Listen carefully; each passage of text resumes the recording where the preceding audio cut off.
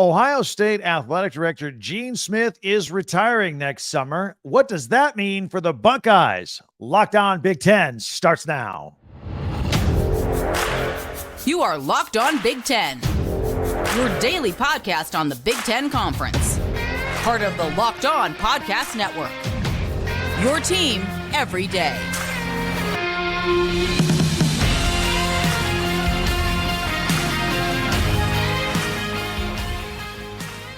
Welcome to Locked On Big Ten. I'm Craig Sheeman. Thank you for making us your first listen each and every day. We are free and available wherever you get your podcasts and on YouTube. It's part of the Locked On Podcast Network, your team every day.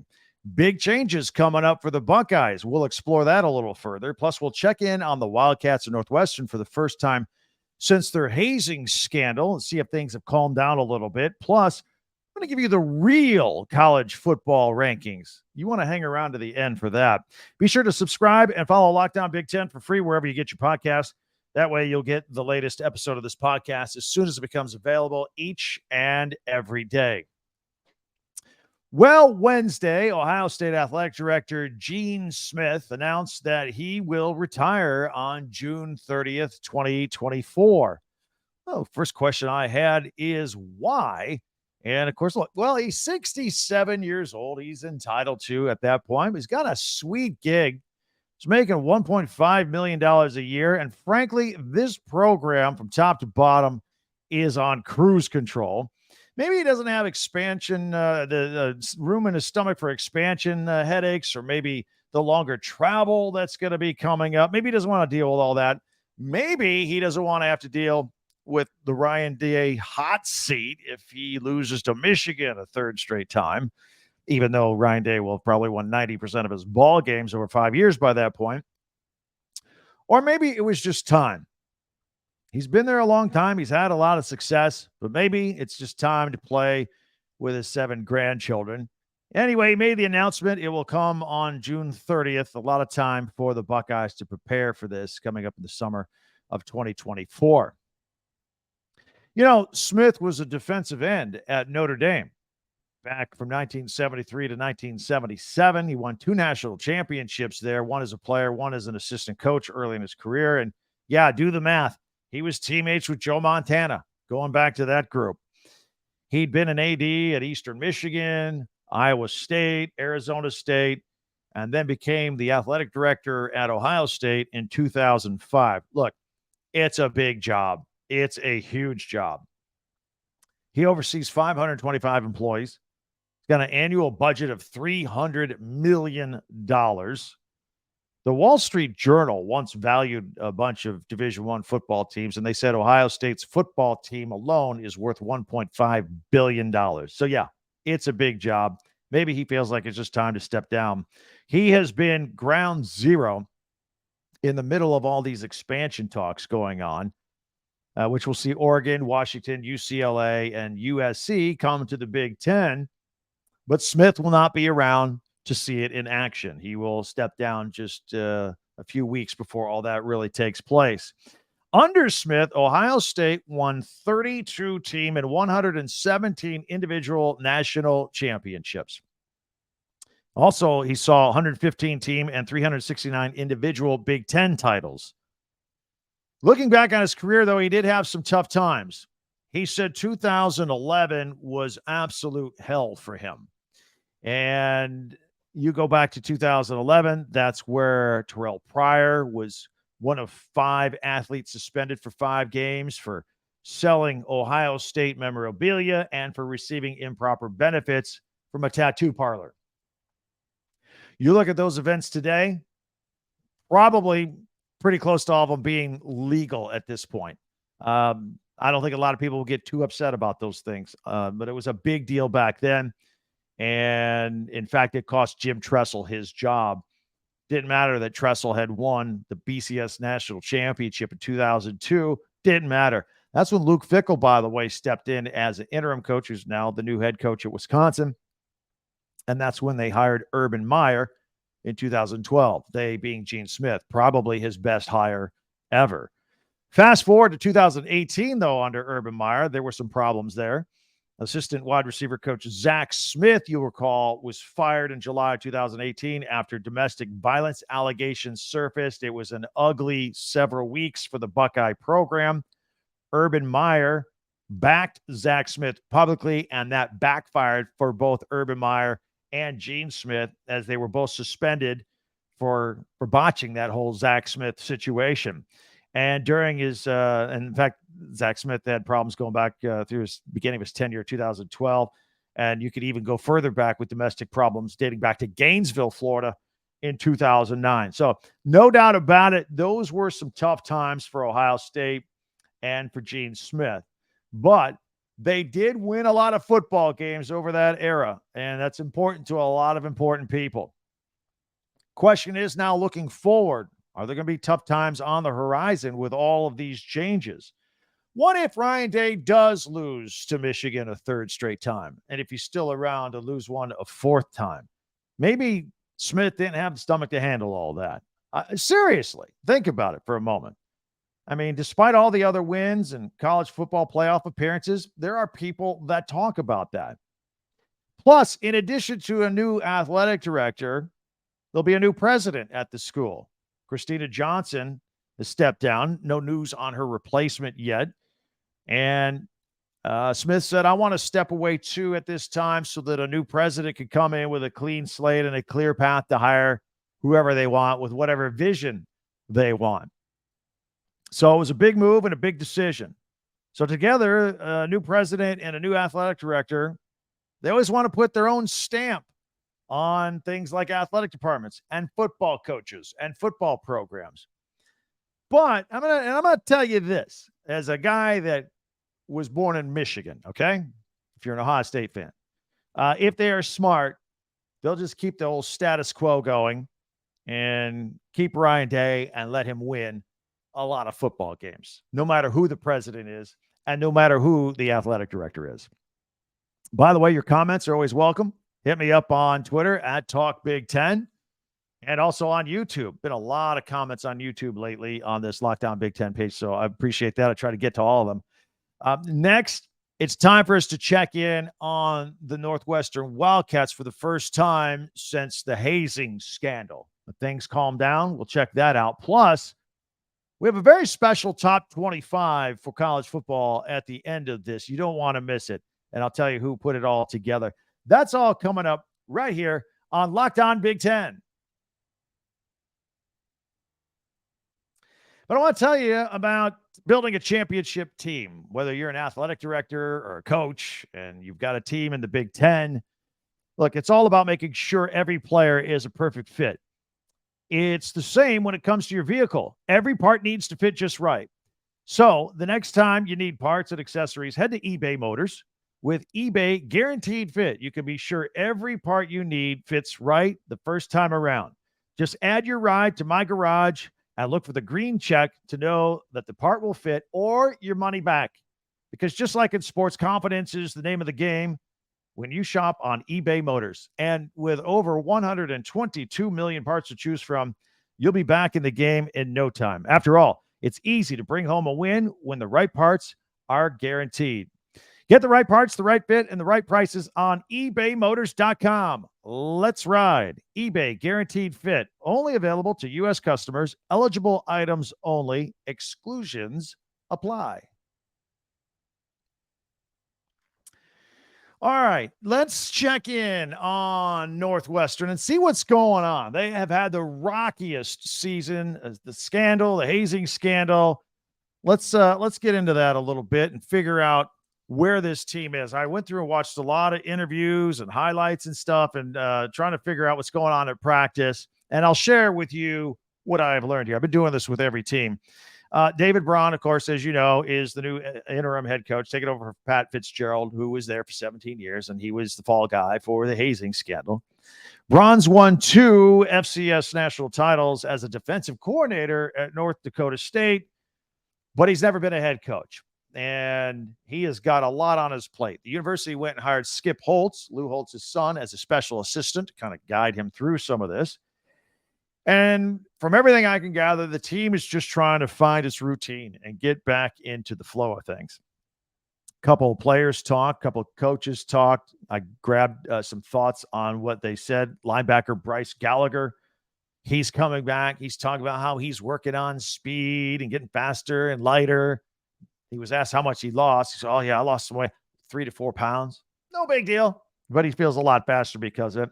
He did, though, talk about David Braun's first meeting with the team after the scandal and after Braun was named the interim head coach. So, you know what? He didn't talk about scheme. He didn't talk about X's and O's. He didn't talk about practice coming up. He just took some time to get to know the guys. And I think the guys really appreciate it. It was kind of a calming influence with all the chaos going on around them with that scandal. So I think the players really appreciated that. And for a guy with no head coaching experience, that was a pretty good move. Offensive line coach Kurt Anderson, he's back, but he only has 2 starters on the offensive line back and only 4 starters on offense altogether. And he likes to remind people that Peter Skoronski is gone, the 11th pick of the draft. He goes to the Tennessee Titans. That's going to be super difficult to replace. But he also talked about the running backs room on the offense. Cam Porter coming back off injury. Remember, he was injured 2 years ago and did okay last year. But, sometimes with those injuries, you need a year before you start feeling like yourself again. Certainly mentioned that. Now he has big expectations with Porter this season. He also talked about the quarterback race. It's a 3-man race right now as we sit here in early to mid-August. They got Ryan Helinski and Brendan Sullivan. Both were on the team last year. Both started. There were injuries and whatnot. Sullivan seems to be processing and growing. But remember, and we talked about this in our preview several weeks ago, they bring in Ben Bryant out of Cincinnati in the transfer portal, also spent some time at Eastern Michigan. And the word is he is really picking up the offense quickly. He's a winner, a calm in the pocket guy, but he can move. And I think he'll be named the starter. But we'll get into that in a minute when I tell you what David Braun talked about with the quarterback race. So hang on to that thought for just a minute. On the defense, 5 starters return. It's not a lot, and it's not a great defense, right? That's why David Braun was originally brought in. David Braun was brought in from North Dakota State to help fix the Northwestern defense that was last in the Big Ten last year. In fact, the last 2 years in the Big Ten in rushing yardage, and 28.7 points per game, almost 29 points per game the last 2 years. Again, that was the worst in the Big Ten. So David Braun's a young coach, a defensive specialist. He gets hired to come into Northwestern and fix the defense. Scandal breaks out just a few months after he arrives. Yada, yada, yada. He's now the head coach. That's a lot on his plate right now. And the defense, though, still has to be fixed no matter what. Rob Hurd II is a defensive back that comes back. He started 12 games last year. He says, look, man, we got to stop the run. We got to create turnovers. They did not do a particularly good job of that last year. And he's also trying to be there for the younger guys that are a little shell-shocked with the hazing scandal that went on and everything that was in the news.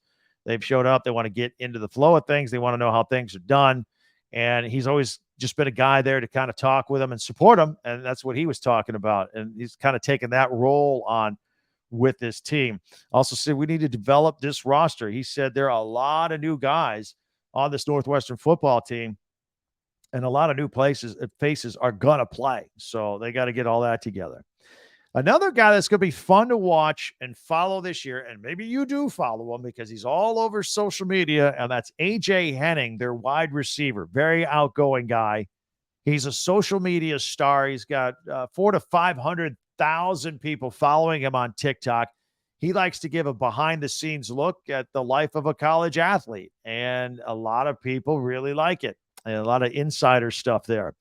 Plus, he's going to be somebody that I think Northwestern can rely on because he's a transfer from Michigan. He's got a lot of experience. He's played in 33 games. He's won 2 Big Ten championships. Not only is he a receiver, he's a punt returner. He's a kick returner. He's going to do it all. He's going to get the ball in his hands a lot. He knows it. And he says his job is to put up points. So, yeah, A.J. Henning. Look him up. Follow him on TikTok. I'll give him a free plug there. Then I watched some interviews with David Braun and what he is. He says, look, man, we got a lot of work to do. A lot of work to do. He doesn't feel like he's anywhere near where they need to be. Probably feels a little behind schedule. He says, though, we do have a very special group here at Northwestern that has been through a lot of tough times. And he says he is just learning how to be a head coach every day, trial and error. Every day is new. It's a tough spot to be in. He's trying to balance being a head coach, going to unit meetings. Still, he's the defensive specialist. He's got to fix his defense. And he's trying to learn how to delegate, which is the hardest job for any kind of manager. You know that, especially when you're very focused on your work. You got to delegate, let it go a little bit. He did talk about that quarterback battle, the three-way battle I mentioned just a few moments ago between Ryan Helinski, Brendan Sullivan, and Ben Bryant. And he said that he would like to have that solved 2 weeks out before their first game. Now, remember, they got an extra day built in because their first game is against Rutgers, but that's Sunday, September 3rd. Most people are starting on September 2nd. Remember, the NFL is kind of done with preseason. They got that gap weekend before they start the Thursday night opener that week, and then that following Sunday, all the NFL games. So we're going to fill it. I think there's like 3 big college football games on that day, and Northwestern at Rutgers at noon is the first one. That's good. That's bad. It gives them an extra day. He said he wants to get this quarterback race settled 2 weeks out. So that would be about August 20th. He wants to figure it out. And then that whoever the starter is can get used to the reps and being in control and all that. It's also a tough spot because Northwestern, with all of its problems, and if they're not gelling yet, they haven't figured it out, new coach, new system, new players, with everything they've been through, they're going to be on a national stage. You talk about being in a glass house. Everybody's going to see it, warts and all. Hopefully that's all worked out by then, and maybe they can surprise some people. But that's their first game, Rutgers, on Sunday, September 3rd, the big 12, the big noon kickoff there. All right, a couple other notes. I want to thank all of you for making Locked On Big Ten your first listen every day. You everydayers out there, I tell you all the time how much I appreciate you for checking us out every day. We'll have the latest from training camps in our next episode from your favorite team. Plus, be on the lookout for our Locked On Big Ten Roundtable, getting together with most of the other Locked On hosts from around the Big Ten. This is Locked On Big Ten. We got a host for Locked On Wolverines and Locked On Buckeyes and all the way down. Getting all together for a big conference of Locked On Big Ten. We're calling it the Ultimate College Football Preview on Locked On Big Ten. I will let you know when that is scheduled for release. And also, I've always asked you guys to go ahead and subscribe if you're watching on YouTube, for one. And you remember a couple weeks ago when I said, when I inherited this podcast in the late June, I had about 1,200 subscribers, which I was grateful to get right out of the box. But as we got a couple weeks going under our belt, I said, hey, let's make a push to 2,000. And you guys did it. We got to 2,000 right away, 2,000 subscribers. Guess what's happened in the last week? It's just gone gangbusters. Picked up another 500. We're at 2,500. This podcast is going to be at 3,000 by the start of football season with your help. So if you haven't subscribed, please click it on. It's free and you're all set and you're all good to go. And that really helps us out. Plus, no matter how you're checking us out, feel free to share, follow, and like Locked On Big Ten. That really helps this channel, and you're a part of it. You're a part of it. You're part of our Big Ten club. So I really appreciate that, and you can help us keep it going even stronger. Coming up is what we normally do for our weekly feature on this day of the week. We usually do pigskin picks, and we haven't had any games. So I've done a lot of things with odds. I've done a lot of things with prop bets and odds for Heisman Trophy or odds for championship. We're going to do something a little different today just for fun. My colleagues from all the Locked On schools all put together their votes for the top 25 for college football. Some of it's pretty similar to the coaches poll that came out this past week. Some of it isn't. I'm going to share that with you next on Locked On Big Ten.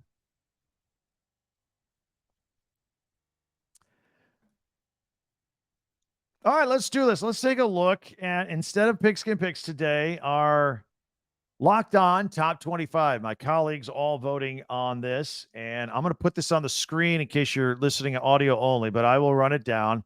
Got a nice, pretty little graphic for you here. And to no surprise, Georgia is number one. They're also number one in the coaches poll. Nothing shocking there. And both polls have Michigan at number two. Now, I'll stop right there for a moment. I have seen a lot of different polls and rankings. And as far as Michigan and Ohio State, who's in front of who, you can flip a coin. I've seen some with Ohio State on top. I've seen some with Michigan on top. This particular poll for my colleagues has Michigan number two in the country, but number one in the Big Ten, and Ohio State coming in at number three. I think in the coaches poll, Ohio State's number 4 this week. Alabama at 4, and Southern Cal, a future Big Ten team, coming in at number 5. So, I mean, if we look into the future, can we claim Southern Cal yet and say we have 5 Big Ten teams or 3 Big Ten teams in the top 5? Can we? Probably the Pac-12 is going to hang on to them. LSU at 6, and the Nittany Lions of Penn State coming in at number 7. So what I can say, according to this poll, 3 Big Ten teams in the top 7, and that actually matches the coaches poll because Penn State is ranked 7 in the coaches poll as well. Got the Clemson Tigers at number 8 in this one. Florida State at number 9. Maybe a future Big Ten team. I don't know. They're trying to get out of the ACC. Washington Huskies, another future Big Ten team, rounding out the top 10. I think the coaches polled their 11th, so that is a pretty near match. Hook 'em horns, the Texas Longhorns are back. They always say the Texas is back, right? Well, they're at 11 in our Locked On Top 25 poll, voted on by our college hosts here at Locked On. Got Utah at number 12. They're both in the Pac-12. 13, you got Tennessee. 14, Notre Dame, and 15, another future Big Ten team with Oregon. In fact, that's exactly where they are in the coaches poll. I'm impressed with my colleagues here. They look like they've nailed this so far. At number 16, Kansas State. 17, the North Carolina Tar Heels. TCU, the defending runner-ups, at number 18 this year. And let's see here. We've got Wisconsin at number 20. They're number 20 in, I think they're 21 in the coaches poll. And Ole Miss at number 21, 22, Oklahoma, 23, Texas Tech. The Iowa Hawkeyes in our poll at number 24, and they don't even make the coaches poll. So some love and respect for the Iowa Hawkeyes, and Texas A&M at number 25, rounding out our preseason edition of our Locked On College Hosts Top 25. All right, getting ready for the season. It is just about upon us, and that's a great look at that. Can't wait. All right. I also, again, another thanks to all of you for making Locked On Big Ten your first listen every day. Every day is our next show. Going to have the latest from Big Ten camps. We're going to continue to do that, plus more expansion talk. It's always out there. And again, look out for our Locked On Big Ten Roundtable podcast. It is the ultimate college football preview on Locked On Big Ten coming up. Don't want to miss that. I will give you the date when that is released. It'll be very exciting. In the meantime, many ways for you to stay in touch with me on Twitter at Talk Big Ten.